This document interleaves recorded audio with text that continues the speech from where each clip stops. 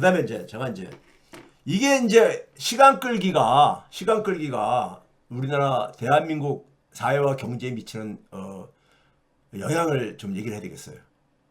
지금 제가 그동안 쭉 얘기해 보니까 우리 낡은 집이 무너지고 있다 그랬잖아요. 한 60몇 년 동안 길게 보게 되면은 해방 이후에 한국전쟁 이후에 저희 박정희 시스템에 사실 그게 그대로 지금 기본적인 틀은 유지가 되어 왔던 거예요. 그게 다 이제 수명이 다한 겁니다. 그러니까 집을 오래 쓰다 보면은 재건축, 재개발 하듯이 낡은 집이 무너지는데 이게 윤석열 정권에 와가지고 더 가속화된 거예요. 지금 그래서 폐허가 되기 일보 직전입니다. 폐허가 되기 일보 직전이야. 예? 그러면은 우리한테 남은 선택은 뭡니까? 새로운 집을 짓는 것 이외에는 선택이 없어요. 집이 무너졌는데 뭐 낡은 그 무너진 집을 억지로 이렇게 부추겨 세워가지고 거기다가 살려고요? 아이고 그건 의미가 없잖아요. 의미가 없잖아. 예? 이 완전히 지금 기둥 한두 개가 지금 남아 있는 상태예요. 예? 기둥 한두 개가. 자 볼게요. 자 그러면 우리가 그런 새로운 집을 지을 수 있느냐 대한민국에? 우리가 과거에 우리가 이 한강의 기적을 얘기할 때 이런 얘기를 흔히 많이 쓰죠. 대한민국은 자원도 없는 나라, 돈도 없는 나라, 자본 축적도 안 돼 있는 나라, 돈도 없는 나라. 이런 데서 어떻게 이렇게 빠른 경제 성장을 할 수 있었느냐? 그때마다 항상 했던 얘기가 뭐냐면요. 우수한 인적 자원을 얘기했어요. 가진 거라고는 우리가 사람이라 이거죠. 근데 지금 대한민국에서요. 대한민국에 진짜 새로운 집을 지어야 할 때 필요한 것은 뭐냐면요. 역시 사람인데 대한민국의 자산은 뭐냐면요. 대한민국의 힘은 뭐냐. K-파워라고 하는데 이것은 민주주의입니다. 여러분들 평상시에 제가 민주주의하고 정치를 경제학 점에서 되게 강조를 했잖아요. 근데 지난 3년 보면서 이제 그게 이해가 가지 않아요? 교수님이 왜 경제학자가 이렇게 정치 타령, 민주주의 타령을 하는가? 이거 이제 이해가 가지 않으세요? 예? 이해가 가지 않으시냐고요. 아직도 이해 안 가면은 제가 굉장히 어렵게 설명하는 게 아닌데, 예? 그렇죠? 대한민국 경제의 앞날은요 K민주주의에 달려 있습니다. 새로운 집을 짓는 거는요, 이거는 있잖아요. 경제 정책의 문제가 아니에요. 경제 정책의 문제가 아닙니다. 이건 대한민국의 국민들의 수준에 달려 있는 거예요. 사회적 의식의 수준에 달려 있는 겁니다. 사회적 의식의 수준에 달려 있는 거예요. 예? 사회적 의식 수준은 바로 민주주의죠. 자, 그걸 제가 여러분들 우리나라에서 구구반동이 한국에서 왜 계속 실패하는가? 대한민국의 민주주의를 해외 사람들이 보게 되면 굉장히 다이내믹하다고 표현을 많이 하죠.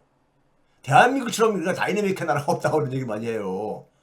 대한민국에 그러니까 8년 전에 그러니까 2016년 8년 후인 2024년 12월 달에 이게 다시 이렇게 그 재현되는 걸 보고선 외국에서는요 깜짝깜짝 놀랍니다. 대단한 나라라고 생각해요. 대단한 나라 진짜로요. 우리나라 헌법 1조 다들 아시죠? 헌법 1조를 우리나라 국민들처럼 이렇게 머릿속에 입력된 나라 별로 없습니다. 없어요. 헌법 1조는 다 비슷해요. 되게 1조는 법의 1조는요. 그 조직의 존재 이유 정체성을 얘기하기 때문에 대한민국이란 어떤 나라냐? 민주공화국이라는 말로 한마디로 압축되는 거죠. 예? 은행법을 보게 되면 은행은 뭐하는 조직이냐 했을 때 그걸 가지시오 역할을. 예? 대한민국은 민주공화국이다 하고 그럼 대한민국은 누가 그러니까 결정권을 갖고 있느냐? 국민이죠. 모든 권력은 국민으로서 나온다. 대한민국의 주권은 국민에게 있고 모든 권력은 국민으로서 나온다. 이거를 1조 1, 2항을 그러니까 우리나라 국민들처럼 이거를 그러니까 굉장히 우리나라 국민들 어떻습니까? 굉장히 뼈저리게 느끼고 있죠. 왜 그렇습니까? 대한민국 민주공화국에서 이탈하는 경우들이 많이 있거든. 예? 민주공화국을 무너뜨리려고 하는 사람들이 많았잖아요. 그러니까 상처를 너무 많이 받은 거야 국민들이요. 그리고 대한민국 국민들이 진짜 주인이 같지가 않아 보니까. 예? 그러니까 이게 아주 절실한 거죠. 절실한 거야. 대한민국 헌법 1조가. 많은 나라에서는 이게 형해화돼 버렸어요. 형해화됐어. 예? 그냥 형식적인 이거 하나 그냥 있는 걸로 그러는데 대한민국 국민들은 이것에 대해서 굉장히 강한 그러니까는 여기에 대한 굉장히 강한 그러니까는 뭡니까요? 여기 이 힘을 여기서 저기 찾고 있죠. 예? 희망을 찾고 있죠. 그러니까 제가 그랬잖아요. 지난 40년 동안에 북한을 보더라도 대한민국에서 국가가 부재했을 때 혹은 국가가 공권력을 가지고 폭력을 행사했을 때 많은 희생들이 생겼잖아요. 그 희생들이 예? 희생들 속에서 뭡니까? 희생들을 요구하면서 그 저기 저 이 폭력을 휘두르는 세력들은 대개 한 게 뭡니까요? 국민들한테 사람들한테 짐승처럼 살라는 거야. 예? 정치 문제에 관심 갖지 말고, 예? 저기 저 정치인들이 뭐 우리 사회에 정의가 있는지 없는지 관심 갖지 말라 이거지요. 그냥 너나 그냥 네 앞가림이나 잘하고 살아 이거잖아요. 예? 이걸 요구해 걔네들은요. 예? 이걸 요구한다고. 뭘 지금 뭐 국회의원들이 무슨 뭐 잘하느니 못하니 따지고 이런 거 하지 말라는 얘기잖아요. 예? 그러니까 말 그대로 개돼지처럼 살아라 이렇게 이걸 원한다고. 힘 있는 사람한테 복종하고 이러면서요. 예? 근데 이 국민들이 그렇게 되면 뭡니까? 짐승으로 타락하는 거지. 부끄러움도 잊어버리고 짐승으로 타락하는 거예요. 사람이 아니지. 소위 말해서 존엄성을 그러니까는 포기하고 사는 거잖아요. 존엄성을. 예? 자기의 자존감을 그러니까 이 포기하고 사는 거잖아요. 예? 이 타락하지 않게 해준 게 소위 구원의 역할, 많은 희생들이 있었죠. 대한민국 민주주의가 이렇게 강한 이유는요. 강한 이유는 바로 이 구원의 역할이 있었습니다. 여러분 봐보세요. 대한민국이 세계에다 내놓는 자랑할 거리들 한번 봐보세요. 문화계만 보더라도 기생충 이게 뭐였었습니까? 제가 지난 2, 3주 동안에 대한민국이 얼마나 선진국가 중에서 가장 격차가 심한 사회다. 통계 수치로 보여드렸잖아요. 기생충이 뭐예요? 그 양극화를 그러니까는 이 폭로한 거 아닙니까? 대한민국에. 예? 그렇죠? 그 세계인들하고 공감을 대한민국에 소위 말해서 불편한 진실들을 다 끄집어낸 거잖아요. 오징어 게임도 마찬가지고요. 예? 아주 그냥 치열한 경쟁하지 않으면 살아남을 수 없는 예? 대한민국의 치부를 다 드러낸 거잖아요. 소년이 온다는 한강 작가의 소년이 온다는 안 그래요? 5.18을 해서 희생을 이런 것들이 세계인들한테 공감을 얻는다는 것이 한편으로 보게 되면요. 대한민국 우리 치부를 그러니까 다 이렇게 간 거잖아요. 치부라기보다 우리 아픔을요. 아픔을. 예? 그걸 가지고 세계인들하고 어쨌든 간에 공감대를 형성한 거잖아요. 예? 이런 것들은 다 뭡니까? 5.18이 없었으면 소년이 온다라는 작품이 가능하냐고. 대한민국이 이렇게 극단적으로 그러니까 양극화가 돼 있고 극단적으로 그러니까 경쟁이 심하지 않은 나라라면 기생충 오징어 게임이 여기서 작품이 나오겠냐고. 예? 안 그러겠습니까? 그러니까 이 대규모 희생들로 인해 가지고 우리가 구원을 사회 대다수 시민들이 구원을 받은 거야. 아픈 거죠, 사실은. 예? 아픈 거지. 아픈 부분, 아픔이죠. 그게 대한민국 K민주주의의 강점입니다. K민주주의는 그래서 절대로 죽지 않아요. K민주주의는. 민주주의를 굉장히 싫어하는 사람도 있어. 힘 있는 사람들 특히. 그리고 여기서 굉장히 냉소적인 사람도 있어. 예? 냉소적인 사람들. 그럼 어느 사회나 있어요. 그런 사람들. 예? 왜? 해도 뭐 근본적으로 자기 삶이 안 바뀐다. 이렇게 해가지고요. 자, 이거 봐보세요. 이거와 관련해서 오늘 제가 아까 이제 어떤 분이 제가 희망을 보았다 그러니까는 무슨 희망 어렵다니 희망 그 정도가 무슨 희망이냐고 탄핵 가결되고 이런 댓글을 하나 남긴 사람이 있길래 하는데 지금 양극화가 자 해외에서 이번에 그러니까는 탄핵 가결을 가지고 보고서 가장 정확하게 분석한 게 제가 눈에 띄어가지고 이걸 제가 인용을 하는 겁니다. 제가 얘기하는 것보다 이렇게 인용하는 게 더 훨씬 여러분들에게 우리나라 사람들 많이 와닿고 그러니까는 카네기 국제평화재단이라고 있죠. 유명한 카네기 국제평화재단. 여기서 뭐냐면은 계엄령에 대해서 계엄령을 빠른 시간 내에 이걸 무력화시킨 것은 한국 사회의 민주주의가 내재화됐기 때문이다 이거예요. 한국 사람들에는 민주주의 DNA를 갖고 이게 장착이 돼 있다 이거예요. 강한 민주주의가 장착돼 있다 이거야. 예? 영어로 임베드 돼 있다 이거예요. 그러면서 뭐라고 이제 저걸 다루냐면 근데 문제는 뭐냐면 이렇게 해가지고 독재 권력을 민주주의를 지켜냈지만은 양극화가 굉장히 심화되고 있는데 이것으로 인해 가지고 결국은 이런 구구 정권이 생긴 거거든요. 전 세계 구구 정권이 이렇게 바로 하는 이유는요. 양극화 심화입니다. 양극화 심화예요. 예? 이 양극화 심화가 근본적인 문제니까는 이거를 그러니까는 이겨낼 수 있는지 이건 의문이다 이런 표현을 했어요. 이건 의문이다. 예? 그 밑에 영문으로 되어 있는 게 바로 그 표현입니다. 예? 그러니까 한국 사회는 굉장히 강한 민주주의가 한국 사람들 안에 이 장착되어 있다 이거예요. 그것 때문에 바로 이러한 그러니까 후퇴를 그러니까 빠른 시간 내에 그러니까 이겨낼 수 있었다 이거예요. 근데 문제는 뭐냐면은 그러한 구구 세력들이 바로 하지 못하게 하려면은 양극화 문제를 근본적으로 해결해야 된다 이거죠. 예? 양극화 문제를. 이 양극화 문제가 결국은 어떻게 됐다 했어요? 경제적으로 제가 그동안 쭉 통계적으로 분석해 줬잖아요. 대한민국을 무너뜨리고 있다. 낡은 집을 무너뜨리고 있다 했잖아요. 지난 2, 3주 동안 계속 통계 수치를 제가 쉽게 설명을 해드렸잖아요. 여러분들이요. 예? 자산격차, 소득격차 이런 것들이 어떻게 저기 이 성장률까지 깎아먹고 있는가. 근데 우리 사회 속에서 이 민주주의를 혐오하는 특권 세력들을 예? 특징은 뭡니까요? 화폐 권력이라는 건 뭐예요? 시장의 강자야. 시장을 지배하는 세력들이죠. 시장은 뭡니까? 돈의 힘이 지배하는 것이잖아요. 그러니까 선진국 중에서 대한민국이 가장 격차가 심한 최악의 격차 사회라 했잖아요. 이 격차 사회는 바로 세습 사회를 의미하는 것이고요. 화폐 권력이 절대적으로 우위를 차지하고 있는 나라가 대한민국이라 이거예요. 그것이 나온 계물이 대한민국에서 구구 세력인데 친일 성향을 띨 수밖에 없다. 친일 구구 세력이다. 대한민국은. 이렇게 얘기한 거 아닙니까? 이 친일 구구세력은요. 예국에 있는 구구세력하고 공통점이 뭐냐면 힘이 지배하는 걸 추앙을 해. 힘이 세습되는 사회를 추앙합니다. 단지 한국의 구구세력은 차이는 뭐냐? 친일, 매판적이죠. 매판성을 띄어요. 분단 때문에. 예? 자, 그럼 내란이라는 건 뭐였었습니까? 이건 내란은. 민주주의를 죽이려고 했던 거 아닙니까? 대한민국의 민주주의를 죽이려고 하는 거 아니에요? 그렇죠?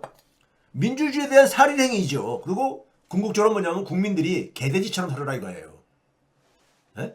민주주의, 정의 이런 거 관심 갖지 말고 너와 너 가족들만 챙기고 살아라 이거예요.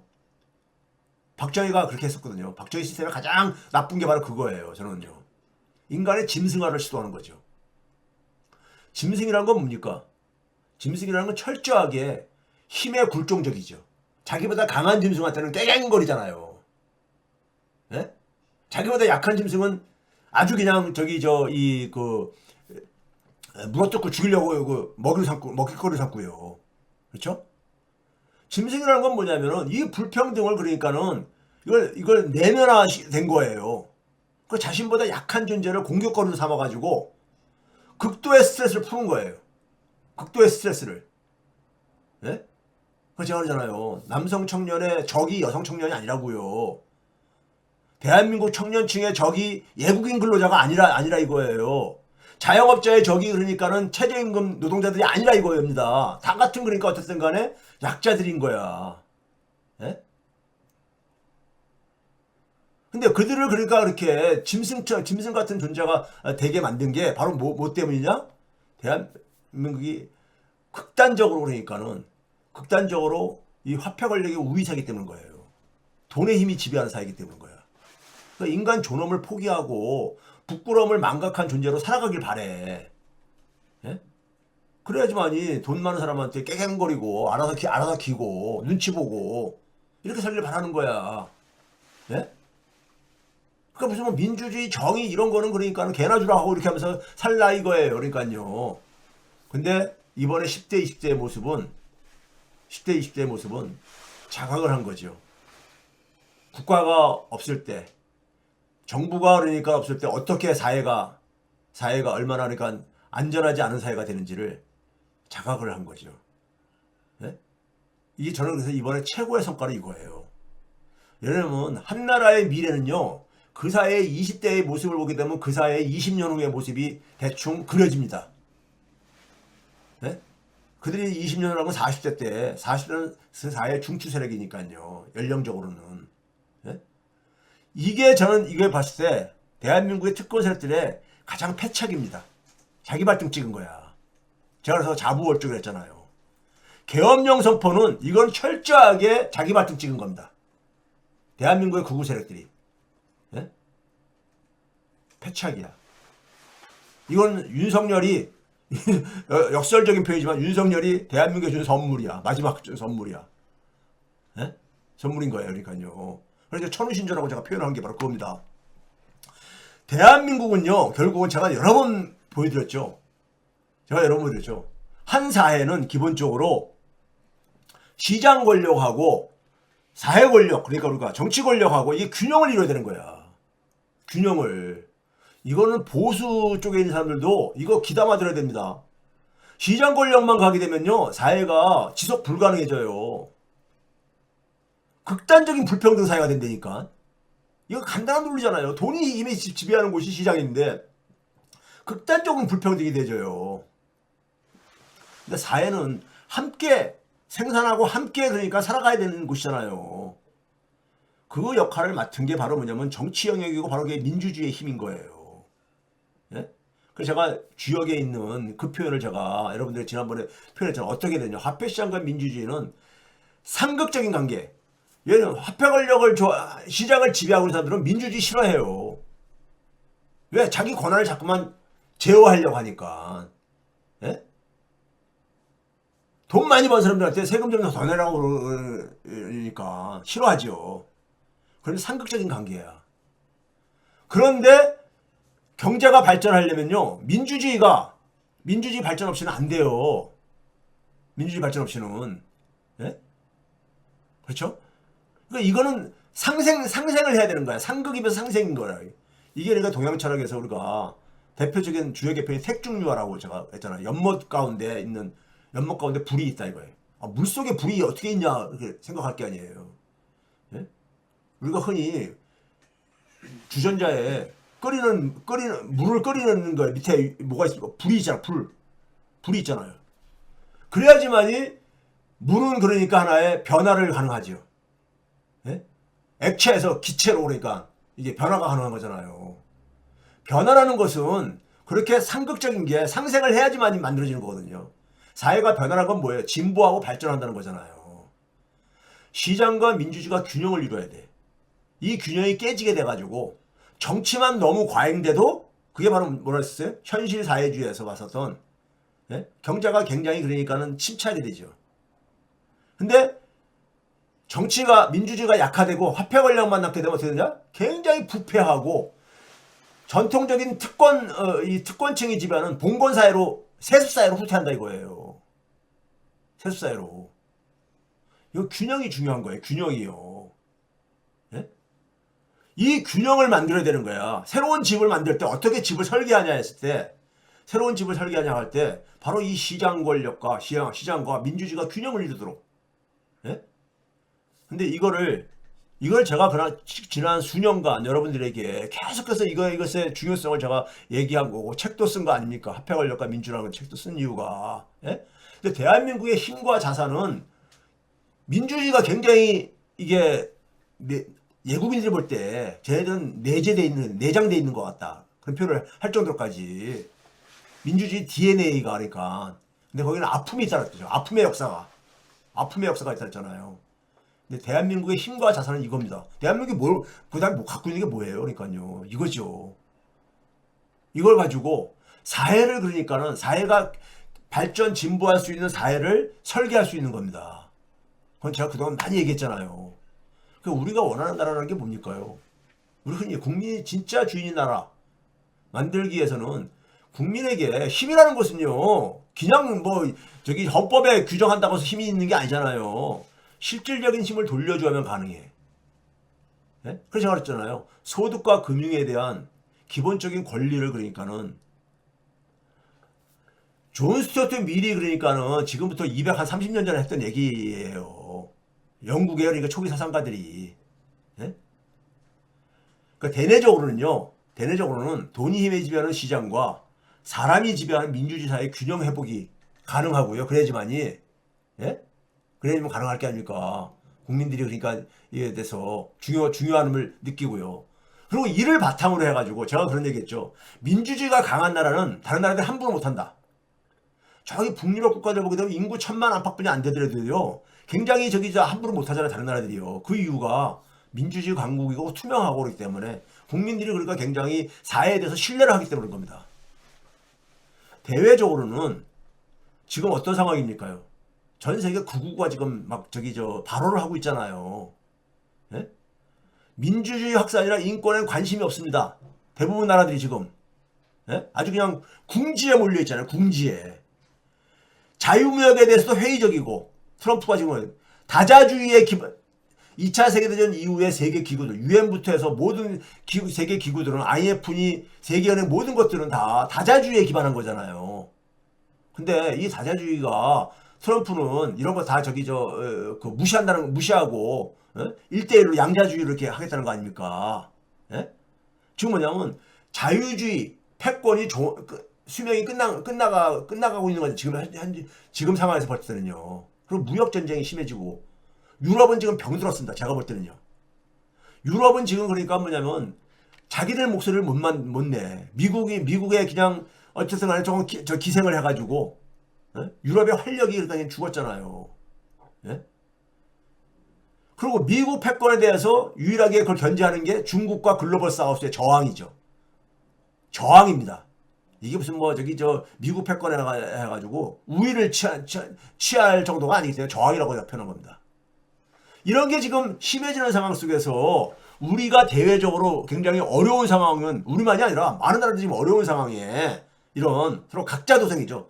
전 세계도 각자 도생의 이런 상황 속에서 굉장히 섬세하고 지혜로운 대외 관계를 우리는 추구를 해야 됩니다. 이런 걸 하는 데 속에서 대외 관계에서 가장 중요한 게 뭐라 생각했어요? 저는 소프트 리더십입니다. 우리나라가 무슨 군사적으로 그러니까 미국처럼 중국처럼 군사 강국이 될 수도 없는 거잖아요. 하드 파워를 가질 수도 없는 거잖아요. 예? 그리고 문화적인 K-파워, K-컨텐츠나 이런 거 K-컬처 가지고 그거 가지고 그러니까 대한민국을 그러니까 우리가 다시 보게 하는 이런 건 되더라도 대한민국이 그러니까는 자기의 독자적인 행보를 할 수 있는 그런 힘을 주는 건 아니잖아요. 대한민국이 필요한 건 뭐냐면 소프트 리더십입니다. 국제사회 속에서. 소프트 리더십은 우리가 짧게나마 경험을 했었어요. 문재인 정권 때. 소위 말해서 코로나 팬데믹을 굉장히 우리가 소위 말해서 뭡니까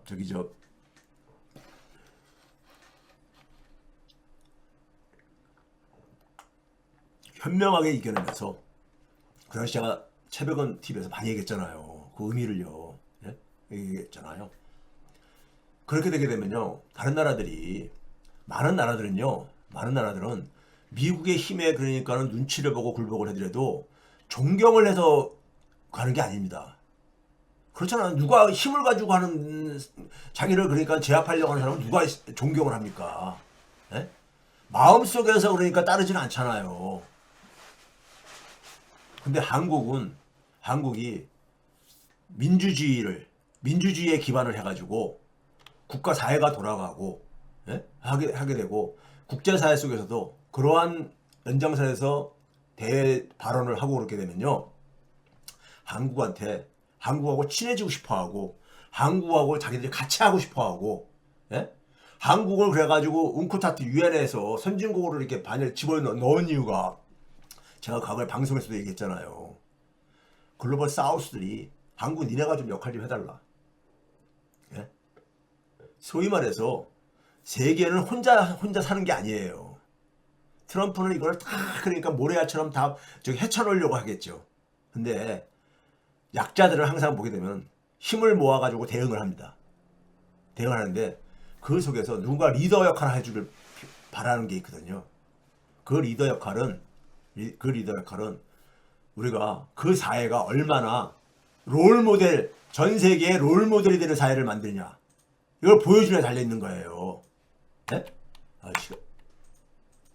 시간이 안 지나가기 때문에 좀 넘어가면서 또 얘기할게요. 지금 낡은 집이 철저하게 붕괴가 되고 있고, 아까 얘기했잖아요. 새 집 짓는 건 필연적이다. 이건 선택의 문제가 아니다 했잖아요.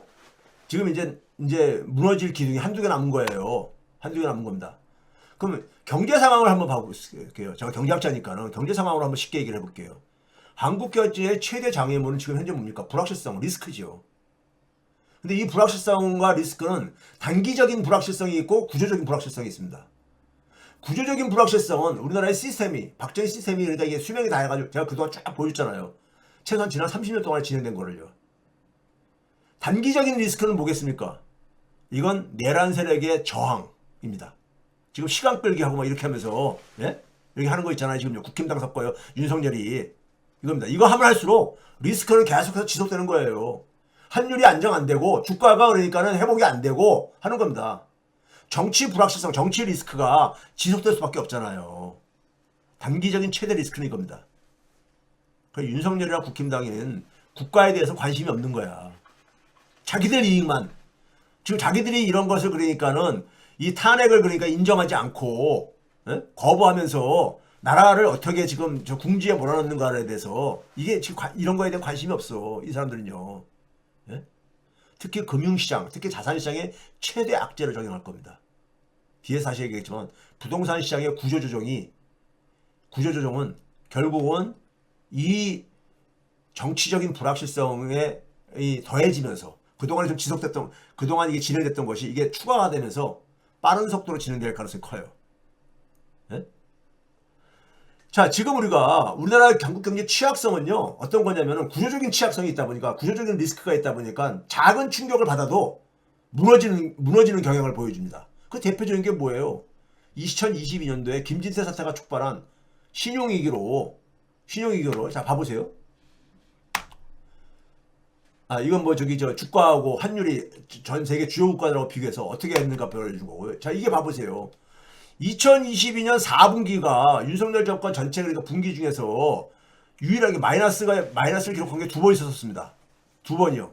올해 2분기하고 2020년 4분기인데 2020년 4분기가 마이너스 0.5를 기록했죠.